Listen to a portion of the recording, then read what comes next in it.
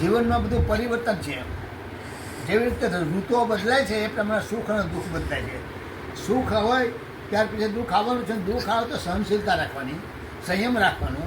એ પણ એક વખત પૂરું થવાનું જ છે દુઃખનું. દુઃખ પૂરું થાય એટલે સુખ આવશે.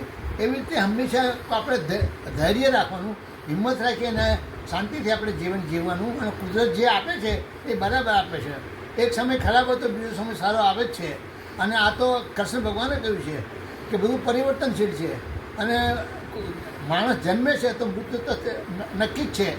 પણ જ્યારે પણ આપણે મુસીબતમાં આવીએ તો ભગવાનને યાદ કરવા અને હંમેશા ભગવાનને યાદ કરવાથી ધીરજ રાખવી. તે જ પ્રમાણે બીજાની સાથે વાતચીત કરતા માટે શબ્દો તોડી વાપરવા. બહુ વધારે નહીં બોલવું, ઓછું બોલવું, પણ મારીને જ બોલવું, જેથી કોઈને દુઃખ ન લાગે.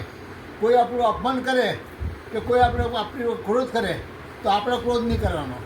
આપણે શાંતિથી જવાબ આપવાનો અને મૌન રહેવાનું. બીજી વસ્તુ એ છે કે જીવનમાં તમે મંદિરે ન જાઓ તો ચાલે, પરંતુ મા બાપને ચોક્કસ સાચવજો. એમને છેલ્લી જિંદગીમાં એમને સુખ શાંતિ તમે ટેકો બનીને રહેજો. કારણ એ છે કે કોઈ પણ ઝાડ જે મોટું થાય, વર્ષો થઈ જાય અને ઘરડું થાય તો એ ફળ નહીં આપે, પણ તમને છાંયો તો આપશે. તો મા બાપ જો જીવતા હોય છે તો તમને સરળ